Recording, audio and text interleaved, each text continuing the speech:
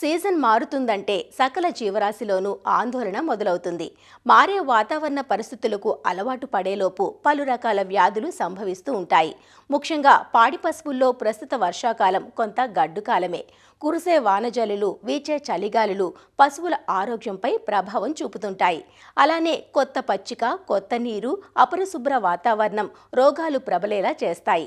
ముఖ్యంగా ఈ కాలంలో గొంతువాపు, జబ్బవాపు, గాలికుంటు వ్యాధులు ఆశించే ఆస్కారం ఎక్కువగా ఉంటుంది. వ్యాధులు తీవ్రమయ్యే కొద్దీ పశువుల్లో పాల సామర్థ్యం తగ్గిపోవడమే కాకుండా పశువుల్లో మరణాలు కూడా సంభవించే ప్రమాదం ఉంటుంది. కాబట్టి వర్షాకాలంలో పాడి పశువులు రోగాల బారిన పడకుండా ఎలాంటి యాజమాన్య పద్ధతులు పాటించాలో తెలియజేస్తున్నారు వరంగల్ జిల్లా మామునూరు కృషి విజ్ఞాన కేంద్రం శాస్త్రవేత్త డాక్టర్ రాజన్న. మే నుంచి జూలై 15వ తారీఖు వరకు కూడా చాలా చోట్ల వర్షాలు లేక విపరీతమైన ఎండలు కాసినాయి. ఎండలతో పాటుగా మనకు మాన్సూన్ ఎఫెక్ట్ అనేటువంటిది రాష్ట్రం అంతటా కనబడింది.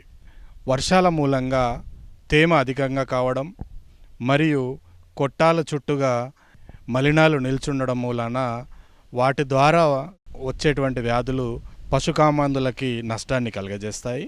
వాటిని ముందుగా గుర్తించి మనము నివారణ పద్ధతులు చికిత్స చేసుకున్నట్లయితే ఈ పాల ఉత్పత్తి కానివ్వండి తగ్గకుండా కాపాడుకోవచ్చు. దాంట్లో ముఖ్యంగా గేదెలలో అంటే బర్రెలలో గొంతు వ్యాపు వ్యాధి ఎక్కువగా వస్తుంది. దీనిని గురక జబ్బు అని అంటాం. ఇది బ్యాక్టీరియా మూలంగా రావడం జరుగుతుంది. ఇది సోకినటువంటి గేదెలలో విపరీతమైనటువంటి జ్వరం ఉంటుంది, ఎక్కువగా మేత మేయవు. ఈ వ్యాధి 3 నుంచి 5 రోజుల లోపల తన యొక్క లక్షణాలను బయటకి చూయిస్తుంది. ఈ లక్షణాలు చూసుకున్నట్లయితే కంటి నుంచి కానివ్వండి స్రవాలు కారుతూ ఉంటాయి. అదేవిధంగా నోటి నుంచి కూడా చొంగ కారుతుంది. కొన్ని 2-3 రోజుల తర్వాత ఈ గంగడోలు మరియు గొంతు కింద నీరు చేరి శ్వాస తీసుకోవడంలో ఇబ్బంది పడుకుంటా గురక లాంటి శబ్దాన్ని కలగజేస్తాయి. కాబట్టి గ్రామీణ ప్రాంతాల్లో ఇది గురక వ్యాధి అనేటువంటిది పిలుస్తూ ఉంటారు. ఈ వ్యాధి సోకిన వెంటనే మనము పశువైద్యుని సలహా మేరకి కొన్ని మందులు, యాంటీబయాటిక్ మందుల్ని వాడాల్సి ఉంటుంది. ముఖ్యంగా ఆక్సిటెట్రాసైక్లిన్ కానివ్వండి, సల్ఫాడిమిడిన్ అనేటువంటి మందులు చాలా బాగా పనిచేస్తాయి. కాబట్టి రైతులు పశువైద్యుల సలహా మేరకి ఈ మందుల్ని వాడుకోవాల్సి ఉంటుంది. ఇక వ్యాధి రాకుండా ఉండాలి అంటే గురక జబ్బు టీకాలని ఇప్పించుకోవాలి. దీనికి ప్రభుత్వం వారు ఉచితంగా టీకా మందులు ఇస్తూ ఉన్నారు. ఇది ఎక్కువగా మే నుంచి జూన్ మాసాల్లో టీకాలు ఇప్పించుకోవాల్సి ఉంటుంది. ఈ జబ్బవాపు వ్యాధి ఎక్కువగా తెల్లజాతి పశువులు అంటే ఆవు సంతతికి చెందినటువంటి పశువుల్లో ఎక్కువగా రావడం జరుగుతుంది. 6 మాసాల పైబడి 2 సంవత్సరాల వరకు ఉన్నటువంటి బలిష్టమైనటువంటి ఆవు జాతి పశువుల్లో ఈ జబ్బవాపు వ్యాధి రావడానికి ఆస్కారం ఉంటుంది. ఇది కూడా బ్యాక్టీరియా చెందినటువంటి ఒక సూక్ష్మ క్రిమి ద్వారా ఈ వ్యాధి వస్తుంది. వ్యాధి లక్షణాలను గమనించినట్లయితే జ్వర తీవ్రత ఉంటుంది, అదేవిధంగా కుంటుతూ ఉంటాయి. ఈ వెనుక తొడ భాగాలని చూసుకున్నట్లయితే అవి నలుపు రంగులోకి మారి తాకినట్లయితే ఒక శబ్దాన్ని ఉత్పత్తి చేస్తూ ఉంటాయి. ఆ శబ్దంని మనం గమనించినామంటే దాదాపుగా వ్యాధి తీవ్రత ఎక్కువగా అయినట్లుగా లెక్క. ఈ పశువులు చనిపోవడం అనేటువంటిది కొద్దిగా తక్కువ మోతాదులో ఉన్నా కూడా ఇది ఎక్కువగా కుంటుతూ ఉంటుంది.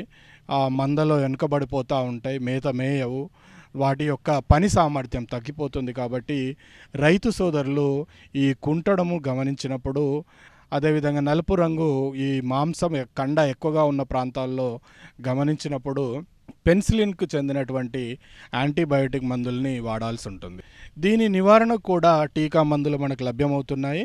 బీక్యూ టీకా అని అంటూ ఉంటాము, బ్లాక్ క్వార్టర్ టీకా.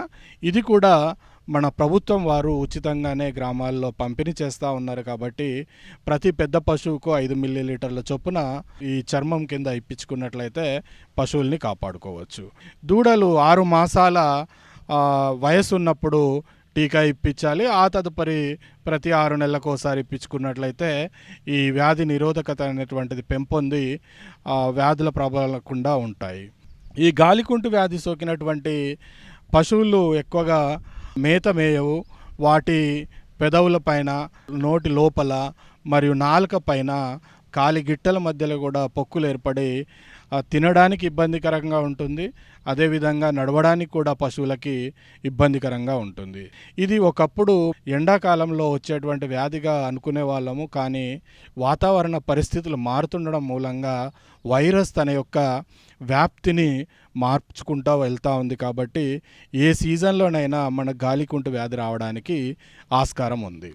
ఇక ఈ వ్యాధి పశువుకి సోకిన తర్వాత 5 రోజుల లోపుగా లక్షణాలను కనబరుస్తూ ఉంటుంది. జ్వర తీవ్రత 105 నుంచి 106 డిగ్రీల ఫారెన్హీట్ ఉంటుంది. ఇది వైరస్కు చెందినటువంటి వ్యాధి కాబట్టి దీనికి ఎక్కువగా యాంటీబయాటిక్ మందులు పనిచేయవు. కాకపోతే సెకండరీ కాంప్లికేషన్స్ రాకుండా ఈ యాంటీబయాటిక్ మందుల్ని కూడా మనం వాడుకోవచ్చు. ముఖ్యంగా నోట్లోని పుండ్లకి బోరోగ్లిజరిన్ని పైపూతగా పూయాల్సి ఉంటుంది. కాలిగిట్టల మధ్యలో మనం 1% పొటాషియం పర్మాంగనేట్ని కడిగిన తర్వాత హిమాక్స్ ఆయింట్మెంట్ కానీ లొరాక్సిన్ ఆయింట్మెంట్ కానీ పూసినట్లయితే త్వరగా కోలుకోవడానికి ఆస్కారం ఉంటుంది. ఇక దూడలు విషయానికి వస్తే గాలికుంటు సోకినటువంటి పశువుల యొక్క పాలను దూడలు తాగడం మూలంగా కార్డియోమయోపతి అనేటువంటి వ్యాధి మూలంగా ఎక్కువగా చనిపోతూ ఉంటాయి. కాబట్టి రైతు సోదరులు ఈ గాలికుంటు సోకినటువంటి పశువుల యొక్క పాలను వాటి దూడలకు పట్టించకుండా వ్యాధి సోకనటువంటి పశువుల యొక్క పాలను తీసుకొని ఈ దూడలకు పట్టించినట్లయితే మనం దూడల్ని కాపాడుకోవడానికి వీలవుతుంది. గాలికుంటు సోకినటువంటి పశువులు అవి కోలుకున్న తర్వాత ఒక 3 నుంచి 5 మాసాల తర్వాత వాటికి శరీరం పైన వెంట్రుకలు ఎక్కువగా పెరిగిపోతూ ఉంటాయి.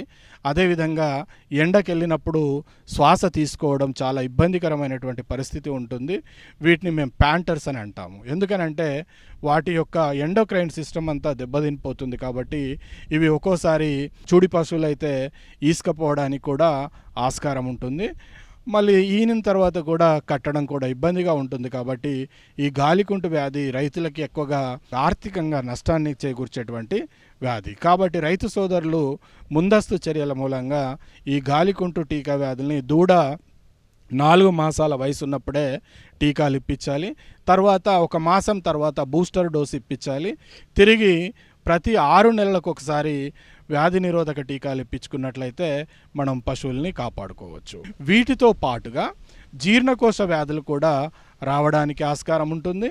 మరియు ఎక్కువగా నీళ్లు నిల్వ చేసిన ప్రదేశాల్లో తాగడం మూలంగా నట్టలు కూడా పెంపొంది ఈ పారుడు రోగం కూడా రావడానికి ఆస్కారం ఉంటుంది. కాబట్టి రైతు సోదరులు కొట్టంలో కానివ్వండి, పాడి పశువుల షెడ్ చుట్టూ కూడా నీరు నిల్వకుండా చూసుకోవాలి.